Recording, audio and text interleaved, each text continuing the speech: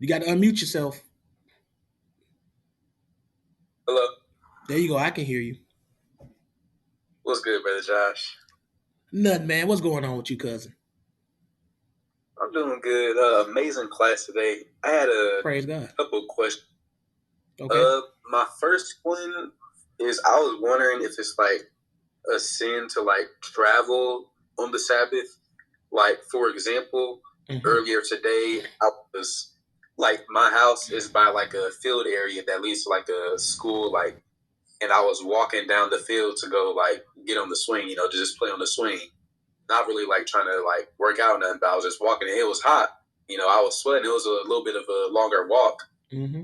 I was going to be considered a sin because I was working hard to get there, There's or not there's if not it's a particular law in the law of Moses that talks about the amount of distance that is allowable on the Sabbath to be traveled. But the Pharisees came up with something called a Sabbath day's journey. You ever looked that up before? no, I don't think so. I'm gonna give you the I heard ple- you talk about. I'm gonna give you the pleasure of googling that so you can kind of like teach yourself. But it was the time, amount of distance that they came up with before they decided you were breaking the Sabbath. And the Jews in Jesus' day, they observed that it's not really something that goes against the law. See, a lot of you got what is known as gatekeeper laws. So a lot of the traditions that the Jews came up with were gatekeeper laws. These laws were established to make sure you didn't break any of the laws of Moses. See, all of the laws they came up with were not going against the law of Moses. Some laws were set in place to make sure that you don't break the law of Moses. Like one tradition they came up with was that you couldn't say the actual name of the Most High out loud. They said they would consider that as you blaspheming. But that law was originally instituted to guard you from disrespecting the name of the Most High. So they said in order for us to do that, we're just going to say you can't say the Most High name at all. That way, that'll make sure you don't, you know, blaspheme it or speak ill of it. That's a gatekeeper law. That's the same thing with the Sabbath day's journey. They came up with that to make sure that nobody would be breaking the Sabbath. Now, of course, you don't have to follow that, but if it were me, I would look into that and just try to see how far they considered that because Jesus never spoke against that or the apostles. You ain't got to follow it, but I would look into how long that is. So, and just factor in that when I travel. Because I tell people all the time, I do not like traveling on the Sabbath, period, any distances. I just don't. I'm not saying it's wrong. I just don't like being out in the world, from where I'm trying to go between where I'm trying to go and where I came from. I just don't like being like that on the Sabbath. But it's not a sin. You understand? Okay, all right. And my next question, Mm-hmm. my next question is it wrong to like laugh at like jokes that are like based off of like maybe like stereotypical things or like so-called racist jokes? Is it wrong to laugh at that as like a believer or to make them? No, because every stereotypical joke is rooted in truth. You follow what I'm saying? And see, when you say is it a racist joke or a racial joke? Like, there are some truths to every racial joke, right? But at the end of the day, if it's not offensive to somebody, then there's nothing wrong with it. You want to not offend anybody. You don't want to be laughing at no dirty jokes and stuff and be making dirty jokes. The Bible talks about that. We're supposed to try to avoid doing stuff like that. Paul talked about that. But it's some things that it depends on if somebody is offended by it or not. And there are people who are offended by racial jokes, even the most harmless of ones, right? And I always say, if it's not something you have to do and somebody is offended by it, then don't do it. If it ain't something you got to do, then keep your brother and sister in mind and don't do it. Like for instance, it's not a sin to drink alcohol, right? But I know if every week y'all came on here after the Sabbath, I'm sipping on a beer, and that might be the only one can of beer I drink a week. I know that would be a stumbling block or offensive to somebody in here watching. So I could be like, well, screw them, man. I'm not saying drink my bill. Or I could be like, do I need to do this? Is this something that can wait until I get off line? Then I drink. Because that's offensive to somebody, right? If it ain't something I got to do, then don't do it. So as far as like you laughing at a joke or something like that, if somebody in the audience, you know, they might be offended by that or something, then don't do it. Because if you call somebody, if you offend somebody unnecessarily, that is a sin. Okay, so like for example, sometimes me and my friends like in the classroom, like we're out of school now, but like when we were in school, me and my black friend or black friends would joke to say like if you turn off the lights, so like oh Isaiah will disappear, or like oh she'll disappear, and I'd be laughing sometimes, but would you say we probably shouldn't make that joke? Like we know we're not offended by it, but do you think we should like not do it because other people around us who hear it That's what I might be say. offended? You got. I'm saying, you got to look at your audience. See, I'm a dark skinned dude, so I heard all the dark guy jokes. You know what I'm saying? When I was growing up, I don't been told that when the lights go out, all they can see is my eyes and teeth. You know what I'm saying? You know, I don't heard them all, right? It's all in good fun. See, I'm not gonna sit up here and lie. Like, I make racial jokes. I be clowning Gideon's fiance for being Asian, but I make stereotypes. But I'm never gonna say anything, that is offensive to her. Like if I know she really didn't appreciate it, I would not do it. But I be making when I talk to her, I make black jokes about ourselves. You follow what I'm saying? Like, I don't care what nobody say. I say this in front of all my white audiences. I love fried chicken and watermelon. Come at me. You know what I'm saying? I don't care. Y'all probably eating more than me. You follow what I'm saying? A lot of stuff is just stupid. You follow what I'm saying? When I go to the grocery store, I see white people buying watermelon too. So why has it got to be forbidden for me? I can't eat no watermelon. You get to buy. I can't get any. You follow what I'm saying? I I'm don't. not. Go ahead. I'm not gonna lie, brother Josh. I had like two bowls of watermelon today. Bro, yeah. I don't went through the Kroger line like literally look around like what? Because they got them little chunks of watermelon they cut up in the cup. I don't ever buy a whole one because that's too much work. I like to buy it already pre-cut in little chunks without the rind, right?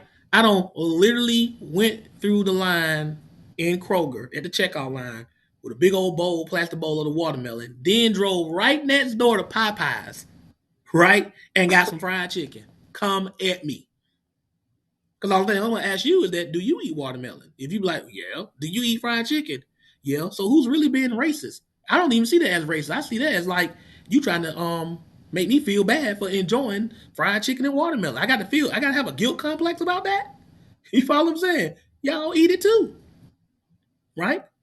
People be making racist jokes about Asian people. You're a rice eater, so you don't eat rice. Well, yeah, I eat rice. So why are you calling them a rice eater like you don't eat rice? Y'all see how stupid that is? You a rice eater. Do you eat rice? You don't eat rice? No, I had rice the other night. So you a rice eater too. Yeah, but I don't eat it as much as they do. How would you know? You don't know how much rice this woman eat. You just had some the other night. I like to point out the absurdity of the stereotypes rather than avoid them. I like to point out how absurd it is. That's what Dave Chappelle did.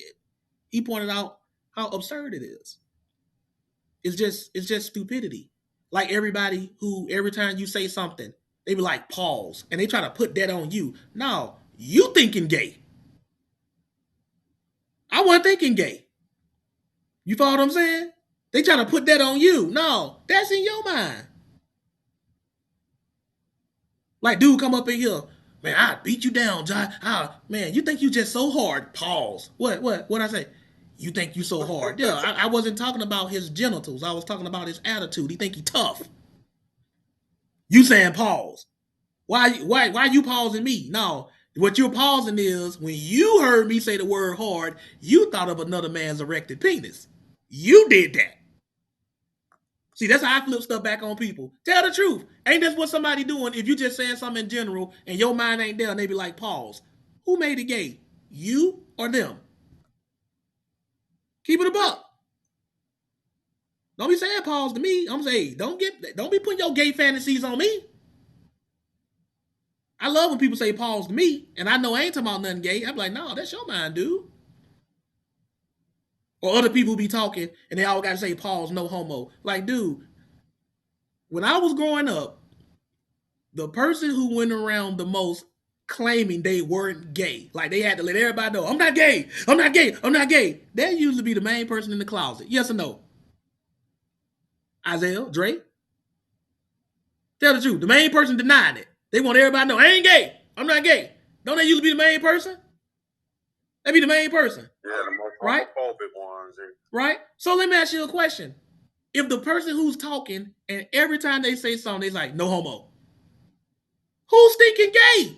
When you say that and you say no homo, that means you were thinking gay before it even came out your mouth. Because how can you catch a no homo that fast before you even say it? See, I'm a psychologist. If I'm saying right here, yeah, man, I love my boy Dre, no homo, that means I was already having gay thoughts about the dude before I even said I love him. Y'all see how that work? Don't try to put that on me. I ain't got to be saying that, John. I'm like, yo, I love my boy Dre. I ain't got to. Nobody already got to say pause. If you say pause, that's you having gay fantasies about me and this dude. That ain't me. You follow what I'm saying? And plus, a lot of these dudes be saying no homo to stuff, and they still turn around and do some real sus stuff. I worked with a guy one time on the job that we're gonna go to mock. I worked with this guy, all right, and we used to make a joke that people think that no homo just excuse them for whatever they did. So he made a joke one day. He talks about he woke up in the bed next to a man naked, and then as soon as he woke up, he said, "Oh, no homo," and they just got rid of it. That was the joke. Like they think they just excuse everything, right? And everybody be like, "Okay, cool." He said no homo, so he good. Now that's still gay. I just want to tell them too real quick to you, brother Isaiah. As far as that journey that you asked, just kind of give you a little bit of direction. You can look through it. It referred to as the Sabbath walk or journey. It was known as the Techum Shabbat in the oral traditions. And it's where the Jews, they were permitted to travel 2,000 cubits on the Sabbath. And they considered that about 1.2 kilometers or 3/4 of a mile. They would kind of measure it based on from Mount Olives from to Jerusalem, and they reference like Acts 1 and 2 and a few other places. So just so you can know, like what you're looking up, you want to look up what was known as the Techum, Techum Shabbat, which was an oral tradition. As far as what the rabbinical teachers was, as far as the distance that one was permissible to travel. Not saying that it was in Torah law. They would just take certain things from it and derive or come to their own conclusion. But just so you know, because I know John told you check that out. Oh yeah. Thank you. Thank you, Brother Jay. I told you, man. I only surround myself with the best.